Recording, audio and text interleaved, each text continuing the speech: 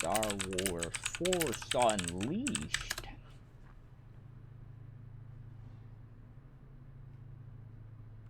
PlayStation 3. I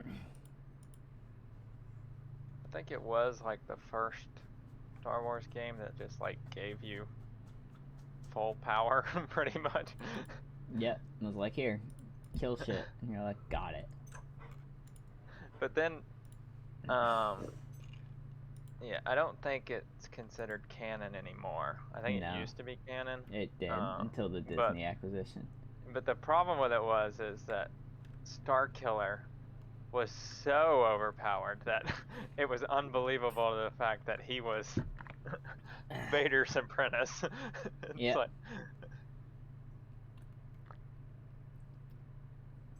yeah, so that I think a lot of people had a problem with the canon on that because he just seemed to be the most powerful Force user ever.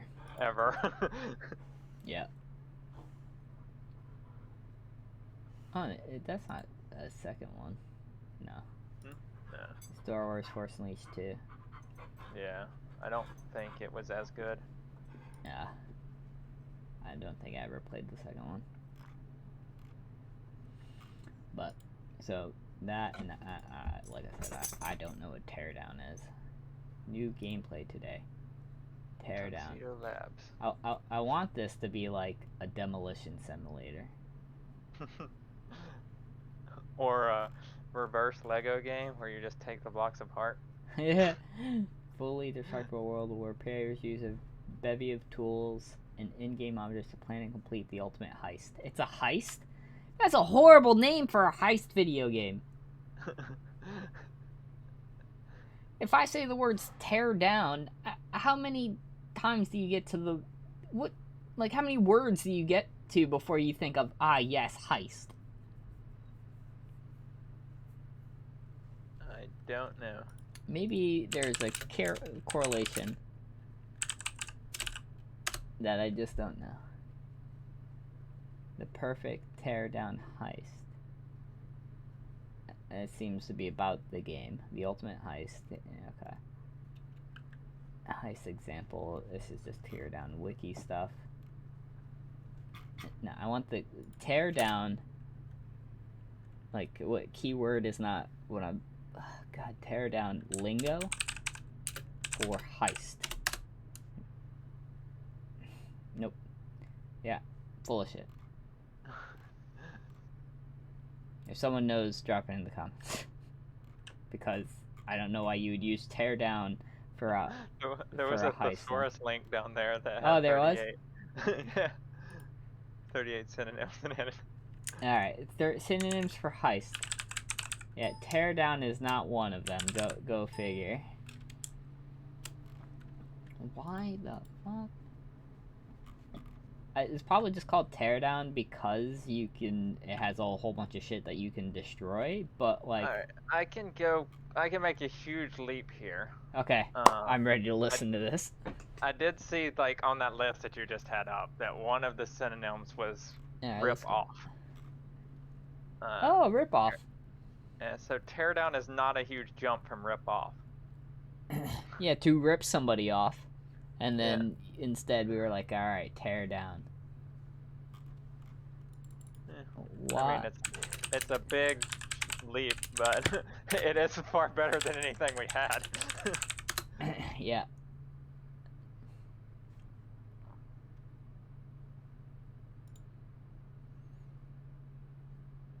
It's because of the fact that I guess they're made of entirely destructible voxels. Okay. I don't know what a voxel is, I'm not gonna lie to you. But I imagine that's like a set piece, or, everything is, able to be destroyed. Yeah. Either way. I don't know. I'm not good at naming things. So, a heist game? Cool, I guess. Could be good. I've heard nothing about it until just now. Yeah. Out of the Park Baseball 23, you gonna get that? No, if I was gonna buy a baseball game... The show? Get the show. Chernobyl light. It's also a PC Yeah, exclusive, PC exclusive. which is Who the probably fuck is playing? Nope. Let's be kind. Well, that's the thing is MLB The Show is not on PC. Yeah. It's So console exclusive. I guess And you so, didn't have a yeah, console. you do have your market there, but the thing is a lot of people like post in the comments on MLB The Show. It's like, when is this coming to PC? And people are just like, who plays baseball sims on a PC? Yes. Serial killers. That's it. Especially because Sociopath. last year for MLB The Show, they revamped pitching, and the like top pros and stuff all use the new pitching style, which is called pinpoint, and it requires you to move the analog stick in the same movement that the pitchers would throw the ball in. You can't do that with a mouse. Nope. Well, I mean, you couldn't plug in your controller, but then we go back to the, Just play it on console. Yeah. Well, I mean, some people, right? I sunk however much money into my rig, and instead of buying a PlayStation 3, and arguably to the PC Master Race, I'm gonna sound like one for a second. Yeah, it doesn't matter how good the graphics are, dog. Nothing's gonna beat a 3080, 3080 Ti or anything like that. So I can get behind the I want my shit to look good. Yeah, but also when you're talking about games that are made for consoles only, their graphics are going to be pretty much capped out at what the consoles can run. True. So even if you're running it on a super high-end graphic, it's not going to look much better. I'll have more frames. All the frames. Yeah, you're right, though. I mean, I'm someone who, well, I can arguably say my PC rig needs to be updated, but besides that, I am someone who owns a console and a PC, so. I mean, I do too, and my PC is not in need of an update. Yeah, mine is, though. I need a 3080, though. And well, I don't have a 3080, but hopefully. I do believe I'm a little better than you. Yes, a lot better. I'm on a 970. I think I'm on a 2070. Does that sound right? Yeah, it sounds right. It went from 10, 20s to 30s. Yeah, I think I'm on the 20s. But either way, sounds like nothing really exciting this week, which is fine because it's fucking huge. Like all the backlogs and other shit we have to play, and yeah. Even though, it's funny is we're still all playing games that released. Well, you're on Elden Ring and I'm still playing like Yakuza. But still, give time to catch up. Yeah. I will say, last night, obviously, I skipped out on D&D. There was some stuff I had to take care of, and by the time that I was done, I did not want to really join halfway in between the campaign. So I just did some code vein stuff. I tried to work on my build, get ready for that second playthrough I gotta do. Have you collected all, or made sure you collected all the blood codes? No, I did not. Yeah, that is a trophy, so you might want to do that before you New Game Plus it. I already New Game Plus it, so. Oh, well. I don't know if I did or not. I think I did, but. I have to restore all the vestiges or no? Well, you will for the ones you didn't get. Yeah. Well, I mean, there were some when I started my New Game Plus I didn't restore. Oh, no, I don't. I meant, if there were, kind of like the Hunter one where you had to go find a vestige that you didn't have. Yeah. Yeah, if there were any of those that you didn't have collected, you'll have to recollect all the pieces in order to get them. Damn. Well, live and learn. It's alright. I finally fixed my Harmonia build, so I kind of know what I'm doing now. Yeah, the all for one is definitely stupid, but it's a lot of fun. What was the all for one? The Harmonia build is basically you use Mia, so you can use her pack, which reduces your gifts. And then you use the one that says, hey, if you run out of Ichor, you can use HP. Then you use Cleansing Light that says, hey, when you take damage, restore a certain amount of health. Cleansing Light. Yeah. Cleansing Light is what I run almost exclusively. And then Iron Will on top of that, and then an Ichor boost or a gift boost that gives you more damage to your gifts, and then you spam Fire Reversal because it's just the fastest thing that you can do, and Dancing Flames until the boss dies. So either the boss dies or you run out of your whatchamacallit, the Undying, whatever, the Blood Sacrifice, that's what it is. Alright, well, I can't wait to see how it works for the final boss that's got 90% resistance. I did. I to make sure before I really committed to my New Game Plus, I killed him again. Okay. Yeah, you burn through phase 1 super, super fast, and then phase 2, your stuff ends, so you do kind of have to, like, just kind of run around with the mechanic. And I have a secondary thing that's all just physical. So then I can kind of whittle him down while I build up my Ichor until I can repeat the process, and then I can just burn him again. But that requires Mia to survive. Yeah. Which is 50%. The weird thing, though, about Mia's... And that was on that boss. The boss before that. I know, right? The Skull King. Yeah. But he doesn't have 70%. And when I say I still burn 70%, like, I still burn through that first phase. Like, done. Yeah. So, But the Skull King does have caps on him where the damage just stops. Yeah. Just like the second one, too. Yeah, but I think he has more. When he does that he's got AOE, 2, right? Well, he's got 2 phases, and then he has that AOE where your damage gets taken down to 10 per hit instead of the, like, 900. Yeah. Yeah, the cool thing about it, though, is some of the fire damage kind of floats, so it doesn't do it right away. So that's good. Yeah. Honestly, I think if it works on the Virgin Reborn guy, I'll be all right. And honestly, what I plan to do is play through the second playthrough, probably halfway up into then, and then I'll probably be like, okay, this was fun, and then I'll do a strength build.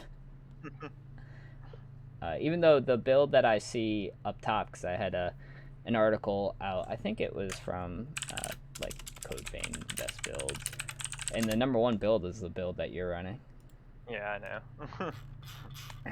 Which is the, oh, I can't use it on here, but you already know. TheGamer.com.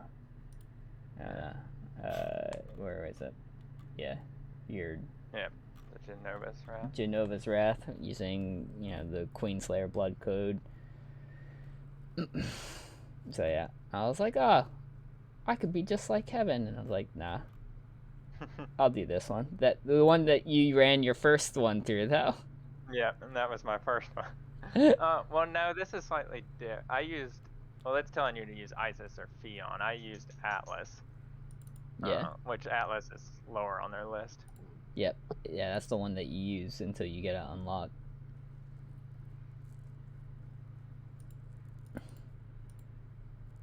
Yeah, that is the build for new players. You just hold block.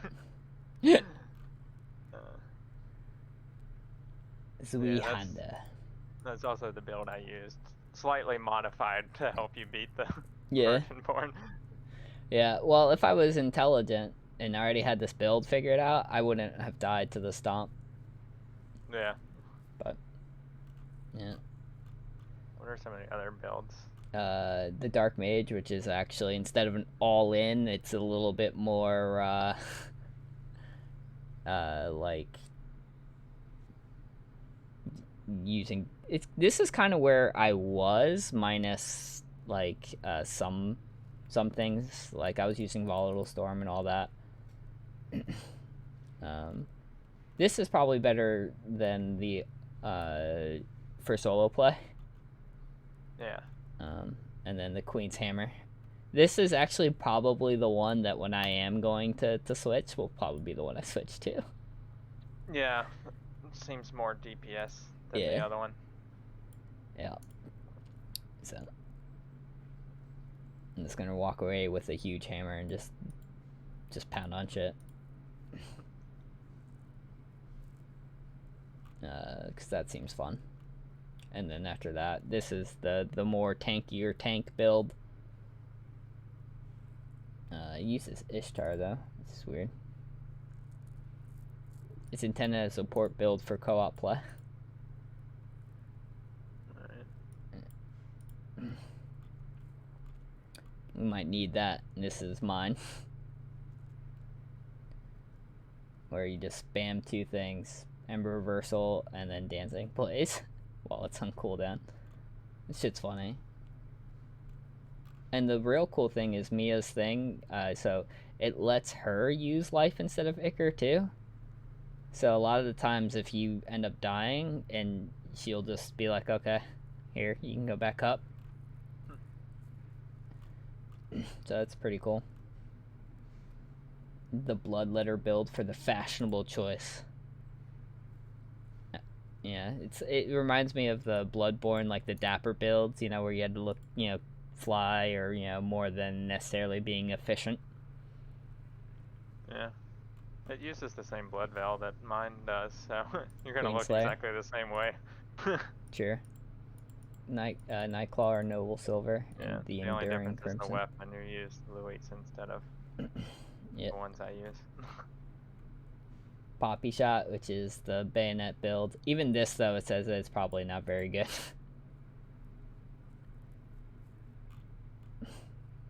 Adrenaline Rush is a Swift Spear build, and Queen's Gambit, which is apparently stun effects, which you kind of have that already built in. Yeah, I put stun on both my weapons, so. Yeah, while keeping enemies disabled, unable to strike back. Swift Destruction. Yeah, this is the same thing as the number 1 build. It's just they've added stun to the weapons. How is this worse? Yeah. It also uses Swift Destruction. Do you use Swift? Yes. Okay. Yeah, Swift Destruction. Yeah, what the hell is the difference? Alright, we need to know. No. I actually have to sniffing tool.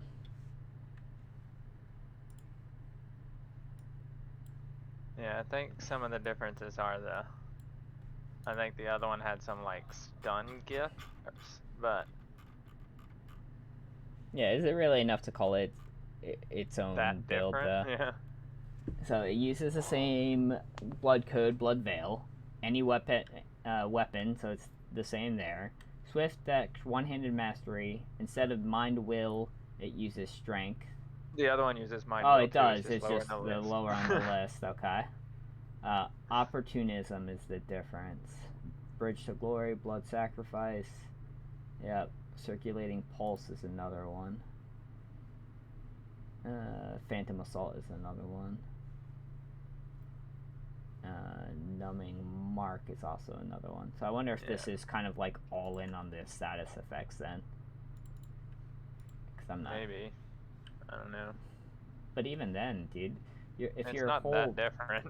yeah, and that and your whole build, you don't want to do something like this, like all in on that, because then you come up against the person that's immune to stun, and then you're like, oh, yeah. well. Kind of like using a mage build and coming up against the end bosses that are immune to like all the magic.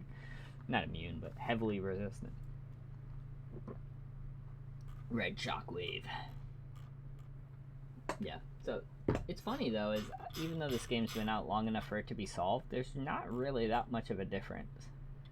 Like, I would argue that it's one-handed swords with different flavors to it, different tanking type builds, and mages. Yeah. Yeah, that is something. Like they do give you the ability to switch your like class, if you will, on the fly, but Yeah. there's not a lot of variation within those classes. Yeah, you can put your own a little bit of a personal twist, but like it doesn't feel too much different, right? Yeah, especially when you can take the gifts from any other class you've got leveled up and use them. Yep. Yeah, Um, then eventually people who will min-max are going, hey, it doesn't matter what you're doing. This is the best thing for damage. This is the best things for spells. And then yeah. you're just going to use that. Yeah, it would have been, I think, a little better if they had have the ability to, like, dual wield, for example. Yeah. An assassin type of, like that dex-based assassin-based thing is really what you're missing. That Yeah. and ranged weaponry should be a little bit stronger. Yeah. You could have some, like, futuristic bows. Yeah, that'd be pretty cool. But yeah, the bayonets, it's just so sad is that this did add like these bayonets and guns to the game, and sadly kind of like, and you can correct me if I'm wrong, kind of like the other Souls games, bows just aren't that strong. Yeah, and the thing with the bayonet, if I remember correctly, you have to use Ichor Ichor even to to shoot it. it. Yep. And the windup on it is not even very quick. Yeah. That might change with guns. I've only used a handful, but Yeah, I don't know. I didn't mess around with them too much either, because it just seemed stupid to have to waste Ichor to shoot. to use the weapon. Yep. Yep. So other than that, probably try to while we have to do the tower to get a shit ton of marks, uh, I will probably try to catch up on my downtime to at least have that be the only thing on the list that needs to get done. Yeah, I think I need that, and I have to run it through one more time. Yeah, because you have to leave 3 out of 4, and I just realized there's no manual save option. So it's even if you wanted to get to like the last boss, right, of the second playthrough, like me, you can't manually save right beforehand, right, and then be like, okay, I'll save this one, and then that will save me X amount of time. There is a save. You go to the missile, and there's a save and exit. Yeah, but that doesn't make a separate file. Can't you just do the whole thing where you upload it to the cloud? That I think you can do. Yeah, that would be the only way. I mean, that's how you had to do Elden Ring too. So True. Yeah. it wouldn't be any different than that. It really only saves you like, well, it saves you enough time to be honest with you. I don't know. I also don't mind running through it again. I'm also even playing on the increased difficulty. I just cleared the Venom boss before we started. What I should have done though is look at this. That would have gave me a the reminder to, hey, you should actually have done X, right? Yeah. So it's alright. Successfully. I might not have done that. Special drain from a parry back attack or launch attack. Oops. You've done that. Have I? Yeah, that's the assassinate animation. Oh, then yeah. Oh, the back attack. For whatever reason, I assumed it was only like parries that, yeah, but I haven't parried at all in this game. Yeah, I don't parry either. I should have all of those. I'm just curious. I don't think I've done them all. Yeah, EO's may be the one you missed because I remembered far later than I should have that so the bosses, you have to talk to their keeper and then restore their vestiges and then go fight the boss. Yeah. You then have to leave the room, and outside where the keeper was standing is one of EO's vestige. Oh, really? Yeah. So each keeper drops one of EO's vestiges, so you have to go back after beating the boss and get them. Oops.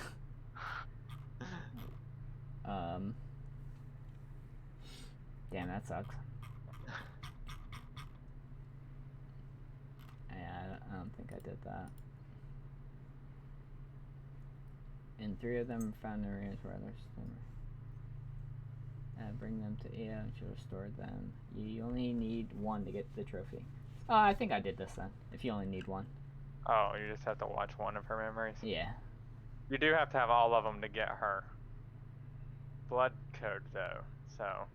Yeah, so I probably still need that. Mender of the Minds. Restore all... fuck, I have to restore all of them.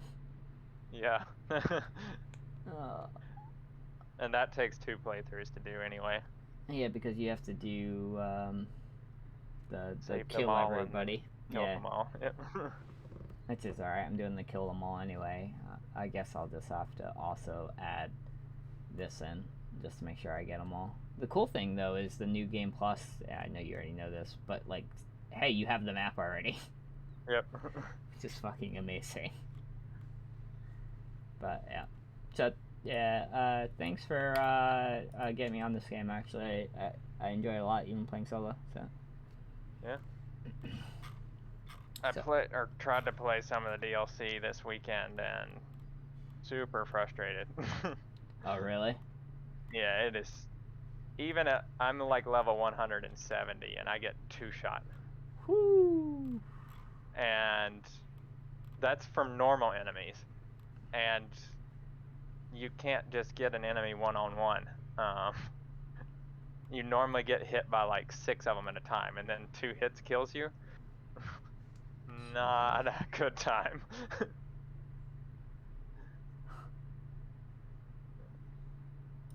So yeah, I went back to Elden Ring. Yeah. And do not blame me. How's your Elden Ring runs going?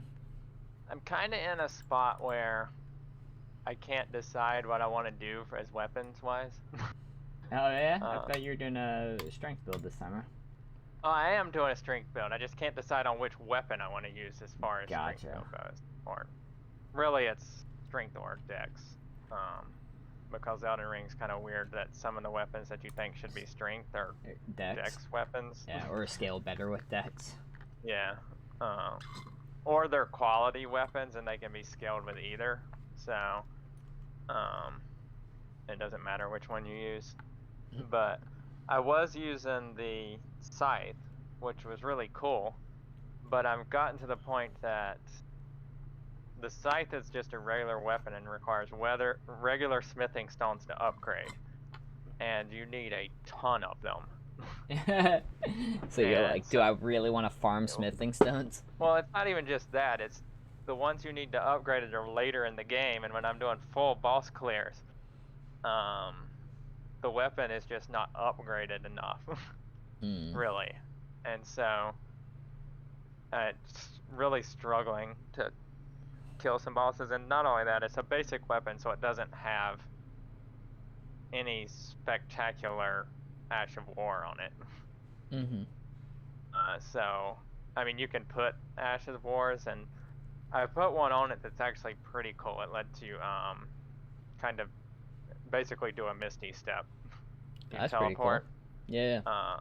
So that's actually cool, and I will probably go back to the scythe once I start getting some more smithing stones. But I've started using the Bloodhound's Fang, which I mean a lot of people use because it's really good. It's just a curved greatsword, and it levels up with somber smithing stones, and I already have it up till almost max, and it only needs 1 more level to be max. Because somber smithing stones, you only need 1 per level. Yeah, so if you actually just watch like speedrunners or no-hit runners, they only use weapons that take somber smithing stones because obviously a speedrunner can't spend the time to farm smithing stones. Kind of defeats the purpose. Yeah. And the somber smithing stone weapons are supposed to be the special weapons anyway. They're the ones that have the special abilities and things. Yeah. So yeah, it's still just me trying to decide what I want to use, and I keep switching. I briefly tried daggers. Not good. They probably work really well for PvP, but some of the boss hitboxes are just so weird that I'm sitting there, can't move any closer to the boss because my hitbox is up against his hitbox, and I'm hitting the attack button and just not nothing. hitting him. Yeah, it's just like, oh man, that's sad. I was just like, yeah, this isn't gonna work. God. Yeah, that is one of the big things I don't like about the game is that range is king in that game, and not ranged weapons, but the amount of reach you have. Reach is probably a better term than range. Reach is king. So the longer your weapon, the better you're gonna do. Nice. There's a fourth ending. I'm sorry, I just saw that. On what? This? Mm-hmm. Or does it say a fourth ending? 4.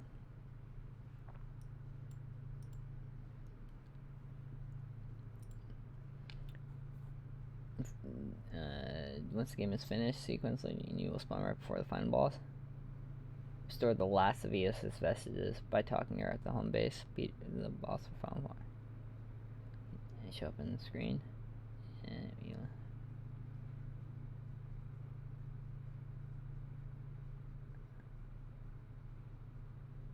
yeah, I guess the difference is if you've done EO's vestige or not.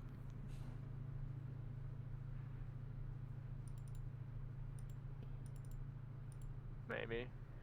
I don't know. I guess we'll find out and then have to play like my luck 18 times because I don't look at things beforehand. I've already gotten that trophy, so apparently I did it right. However. You already got the viewed all the endings one? Oh no, not. Oh, is that one the viewed all endings one as well? View every ending, Determiner of Fate. So there's 4 different ones. To Eternity. I hadn't seen that. You needed a 4th one. I hadn't seen that on any site.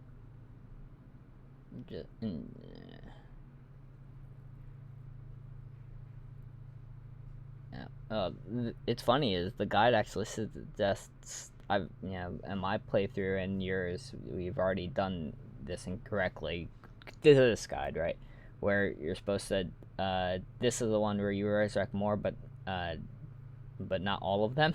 They want first, and then the second one they want none, and then the third one they want you to do all of. Do not restore all of Ios.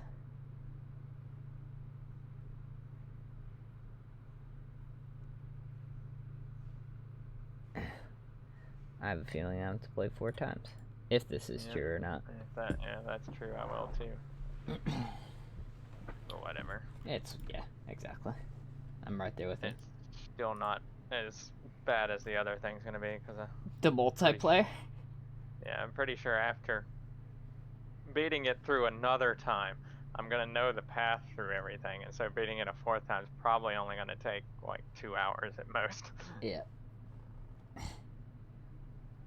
Not to mention, I mean, I went up in difficulty, but I can definitely be like, okay, I'm done with that, and just go back.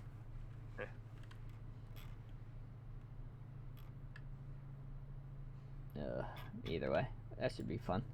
We'll eventually get around to doing that. So basically, I did some Code Vein yesterday, while you guys were in D&D. Probably you guys were still playing though until like 9:30. It was almost 11 o'clock before we finished. Holy shit. Yeah. Yeah. So like, cause I was on at like 8:30, and I was just like, I don't just feel up to it. So I was playing for a little bit, and then Ryan logs in at 10 o'clock, and he gives me the no one plays Fortnite with me. So I was like, all right, I'll play Fortnite with you. So I played 2 games with him, and dude, people are bots. Like I was like, I've played shooters with you, like Back 4 Blood and everything, but I was on keyboard and mouse. I haven't played, like, on a controller first-person shooter, and I can't even remember. So I was like, this is gonna be horrible. First game we load up, dude, I get 7 kills. So you say people are bots, but there actually are bots. Yeah, They don't have enough players to fill lobbies anymore. So. I know.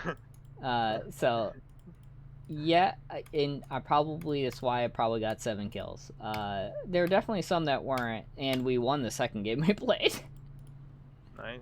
So, but yeah, the no build thing does feel better. I know there's gonna be nothing I can say or do, and nor do I'm trying to, because I'm kind of with you on the battle royale scenes, to be honest with you.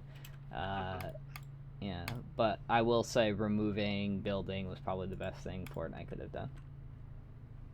Even though that's the thing that sets them apart. That sounds weird. Yeah. It just got to the point, though, where, man, like, you shot at somebody and someone built a fucking fortress. And you're like, this is what... Yeah. It's like, this is weird. Doesn't feel good. Yep, and I never built anyway, so... Yep. Yep. But Ryan's been enjoying it. No, I'm sure if he, you know, if no one else is on, then I'll probably end up playing with them. And the cool thing is I don't have to play on PlayStation 5. I totally forgot Fortnite has crossplay. Yeah. But, so. You did in D&D though miss a repeat of the I can never remember the name of that monster. The incident at the second combat we had in your campaign where we rolled 2 natural 20s just on death saving throws. Yeah. Yeah, that happened again last night. Yeah, Chris told me. Him and Ace. Yeah. Yep. Yeah, so that shit's funny. And apparently Hunter's an idiot. He died again. His character has now died twice.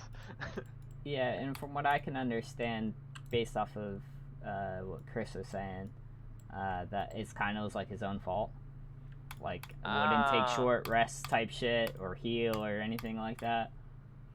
So no, not exactly. We took 1 short rest, and then had a combat immediately after it. Chris was like, let's short rest again. It doesn't make sense to short rest 5 minutes after you just short rest. Yeah. At least.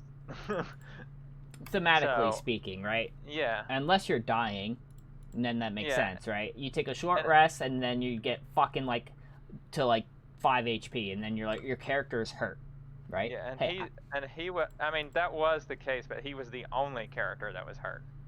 Yeah. No one else took any damage. Yeah. And so, yeah, I don't know. And Chris just keeps wanting to short rest after every single combat because he gets his key points back.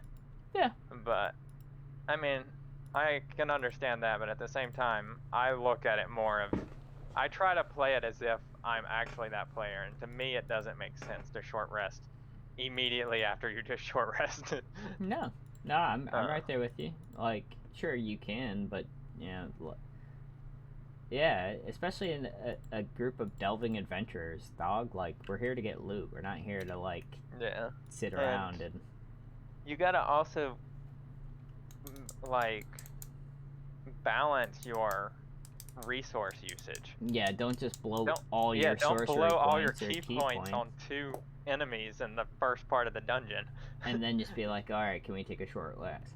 I think, you gotta know that at every single dungeon has a bigger boss at the end. Have you ever done a dungeon that didn't? Nope. So, yeah, you've just gotta, like me, I didn't use a single spell until we got to the final room. Yeah, that's generally how I am. It's like, all right, I'll save all my stuff. If I pressed, obviously, I'll use it. But, yeah, until I get to the final boss. And then I'll be like, okay, what's the biggest, baddest thing I can do right now? Yeah, and see, I was the only one out of the entire group that didn't go down. And I didn't get below half HP. Yep. Because I managed my resources and I knew what I was doing. Yep. Because as soon as we get in there, I cast Blur on myself. So all attacks have disadvantage on me. Yep. I did end up getting hit with AoE attack that obviously doesn't have in a roll. So Blur ends up dropping because of concentration. And then I put Haste on myself and Yep. spent the entire time by running in, hitting them with a booming blade, and then using my second action to disengage and run away and make them chase me so the booming blade procs again. Dude. Oh, you're so smart. That shit's funny as shit. And it's so good for your character too. It's so on brand. Yeah, well, at one point, I was the only person left up. The other three were all down. Yeah. And I was backed in a corner, and all the enemies were coming at me. I Misty stepped onto the other side of them and just took off. I was like, "See you guys." Bye.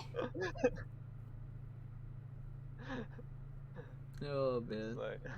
It's like 'cause my character's not gonna just die there. He's gonna. Nope. I'm gonna go survive somewhere else. It was nice knowing you all. Yeah. Honestly, and this hasn't come through on my side character at all, but my side character is the same way. Like, he cares about everybody, sure, but I'm not gonna die for you. Yeah. Like, he's in his heart too. He's a coward. Like, bye. Yeah, and Chris said something, and he's like, "Why did you use haste on yourself and not use it on Ace's character?" And I was like, "Because my character only cares about buffing himself." Yeah. He's not gonna buff why am I gonna spend a concentration spell to buff somebody else? No. Doesn't make sense. Every single one of my spells was to make me harder to hit. Yeah. Yeah, because I also did notice I don't have a single spell, like leveled spell, that does damage. My only damage abilities are cantrips. That's hilarious.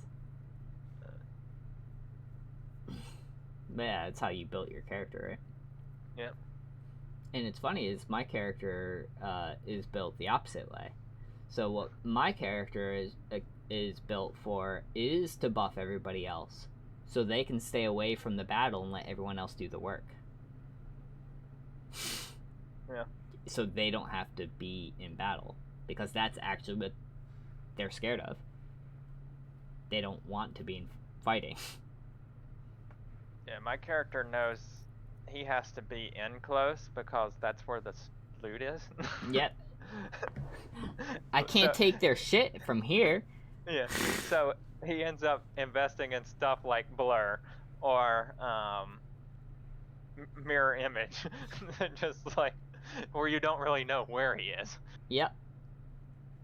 There's another one later that I can pick up, and I cannot remember the name of it, but it actually, you at the end of your turn, you roll a d20, and if you roll above a 10, I believe it is, you're teleported to the ethereal plane. And then at the start of your next turn, you come back to this plane, but you can put yourself 10 feet away from where you were. So you get like a 10-foot teleport.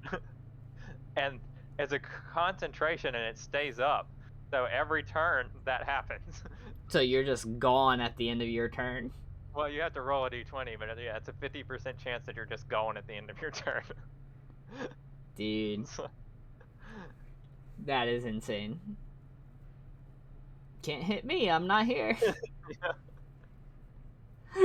Yeah, there was another instance last night where 2 enemies burrowed up out of the ground and were flanking me, and Hunter's character came in to help, and then I just Misty stepped on the other side of it, and he was like, "You got this, I'm not staying here."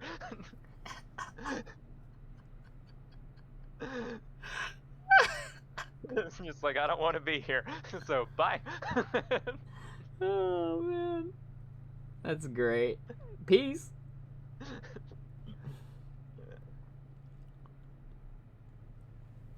Oh, yeah. That's fucking great. Yeah, I think his whole thing is that he keeps other people around because they're a distraction.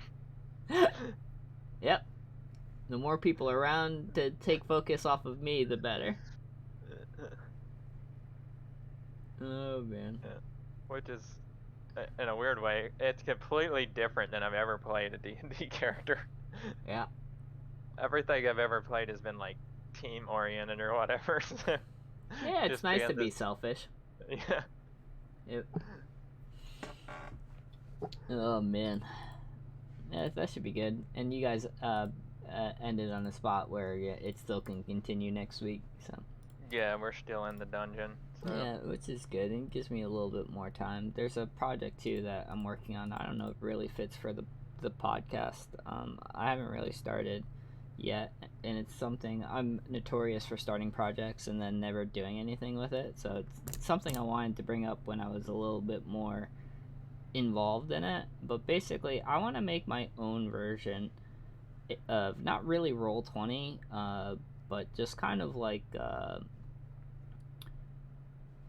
I guess similar to Roll20, right? For like a DM to upload maps, right? a VTT. Yeah, yep. And basically have a little bit more, um, I don't know, fluidity, like something like Roll20, but a little bit more intuitive. Like the initiative's really clunky. The drag and drop, uh, the drag and drop tokens placement, I don't really like. Right, like to move your token, right? You literally have to, click on it, or So I was thinking something more of along the lines of once battle's locked in, you can place the tokens and everything on the grid and the board, right? And then literally, like, you roll initiative, and almost like a real time strategy game with grids.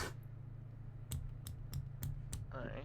And then something where you'd be like, okay, this is your, similar to Baldur's Gate's action economy system, right? Where it's like, sure, you can move, Yeah. your movement highlights it. Yeah, it tells you how far you can move. Yeah, based of obviously stats and stuff like that, right? And then, okay, this is your action. What do you want to do? Cast a spell. And then take it from your spell slot, right? So it's something like that. I know it's a little bit on the ambitious side, but it's something that I don't know. I really don't like Roll20. I think it's great. I just don't. Yeah, there are some other ones out there. If you ever just wanted to look, I actually saw one come up today on my Google thing. What was it? Shard Tabletop. Yeah, and this could be something where if it already exists and kind of does the thing, then obviously there's no point in creating something, right? We used to use one at work, and I'll have to see if I can find out what it was, but you could set it up on, like the DM could run it on their laptop, and then you could set up like a server, and then everyone else could connect to it from their computer. That's exactly what I have in mind. Yeah, we used to use that at work, and it already existed, or did he homebrew it? It already existed. Then yeah, because that's exactly what I want. Is like my own server, people connect to it, and then like, yeah, all right, you're here, you log in, take control of your character. I think it was something like Foundry.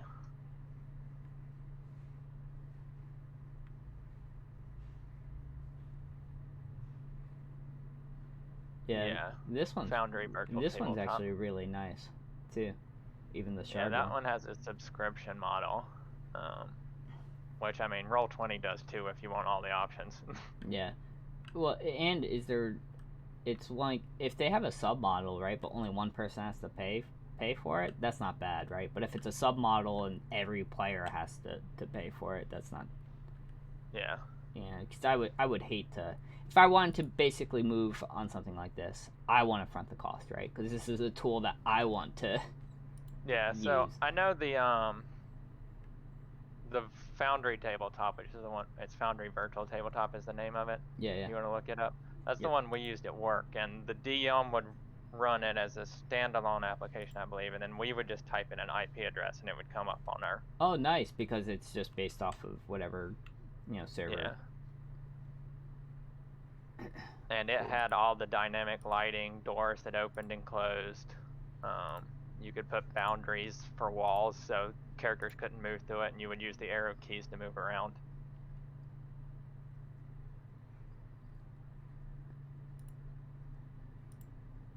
Yeah, see, and that sounds exactly what I'm looking for. And this actually looks pretty cool too. All right, let's take a look at Foundry. And it's one of those things, right, where I have an idea and then I look at something and I'm like, oh, someone else has this idea and has already implemented it probably better than I could by myself or with a whole team, right? So I'm not surprised that this is the case, but oh wow, that does look really sharp. Oh, you can even put like Yeah, I mean, you put your entire character sheet in there and everything. oh, that's pretty cool. But even he has like a perception here, right, for the DM notes, right? So be like, oh, this is how I. And if they roll a 13 here, that's right. This is what I put here. Blood steers. Yeah, it was a really cool program when we used it. And that's the dynamic lighting. Yeah.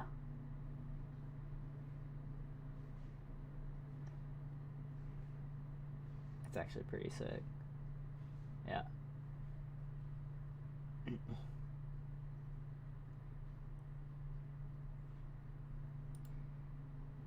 Yeah, this is. I want to get to combat too and see how. And that is, but yeah, with the dynamic lighting, look at that. Like in Roll20, just inserted dynamic lighting, like because I just got the update. Oh no, it's been in beta for a while. I had it the entire okay. time I ran the campaign. It just wasn't great. Gotcha.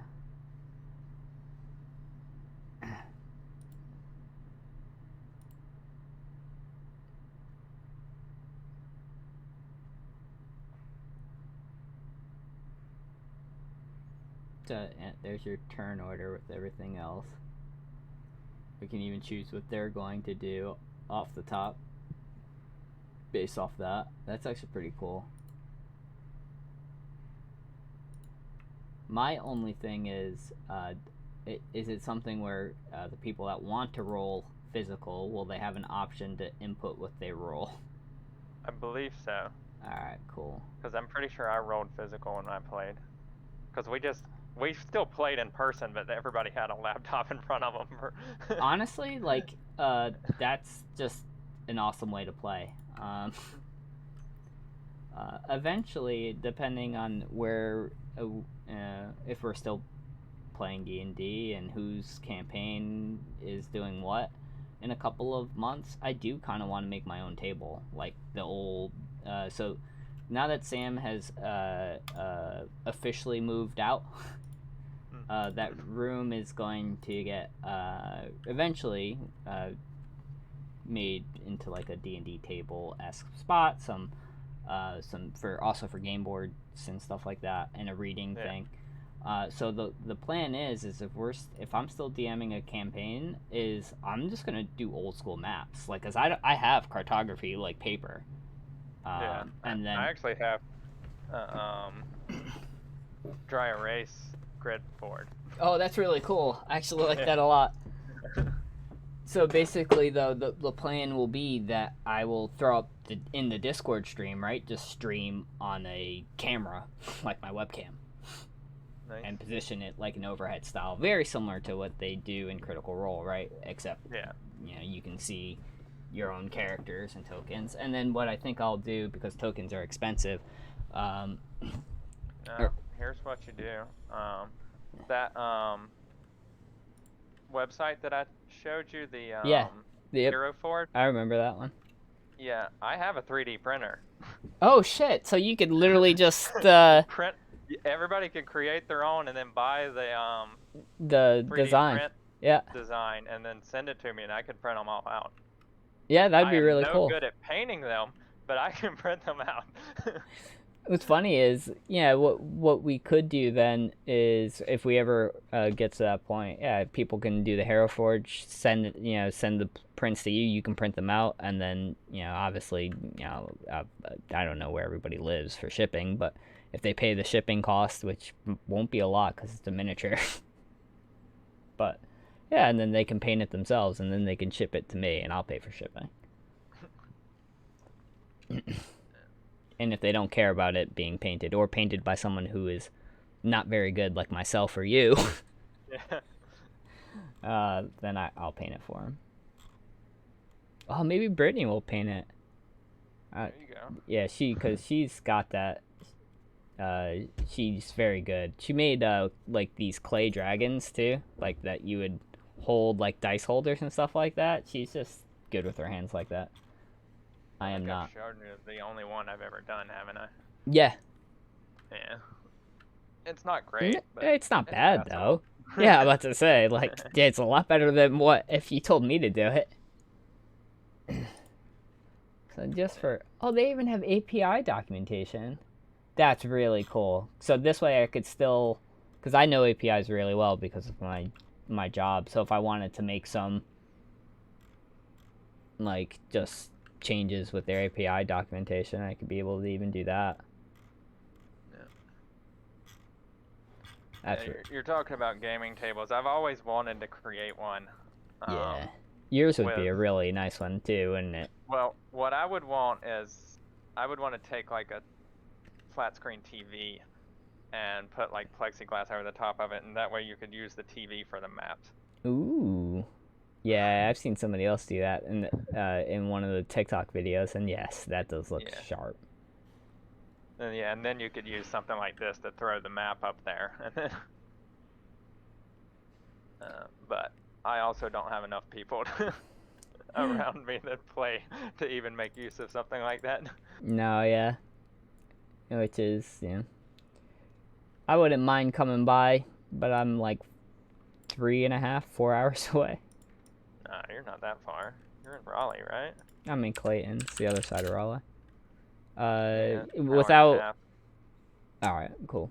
I would say without telling me where you live, because, this is being recorded. I mean... I'm in Asheboro. I mean, you know... Yeah, that's true. Zoo. It's a zoo. Clayton to Asheboro. I think that's... Yeah, 1 hour and 41. That's not bad. Yeah. Yeah, but that's still only me.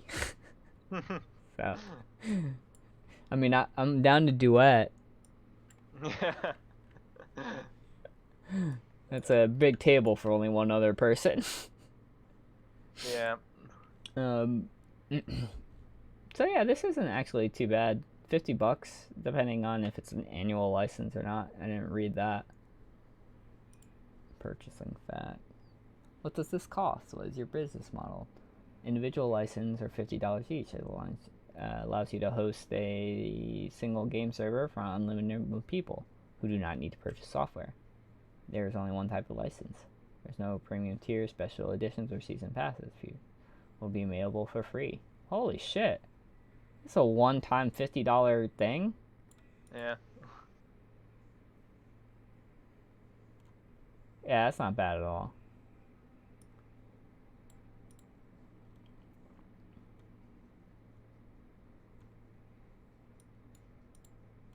Yeah. I don't know what the real difference is between like these two, but that's a very good model. Yeah. And it requires nobody else to have it. Yeah, all you'd have to do is just have everybody send you $10 and we paid for it. Yeah.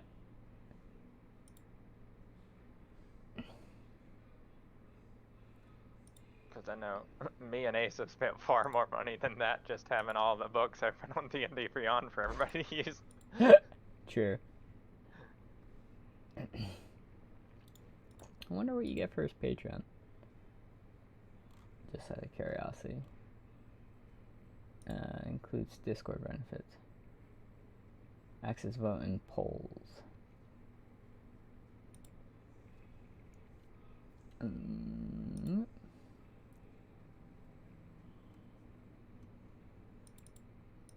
Bonus Foundry ready battle maps.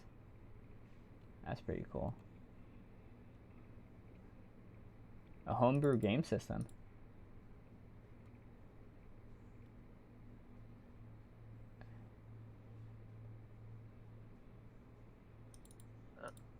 Well, that's pretty cool. Yeah, you I'm gotta gonna have eat. to head out. Yeah. Yeah. Time And slipped up on us. honestly, it's almost been an hour, and I've got nothing else to talk about. So hopefully we'll catch you all next week, and have a good one.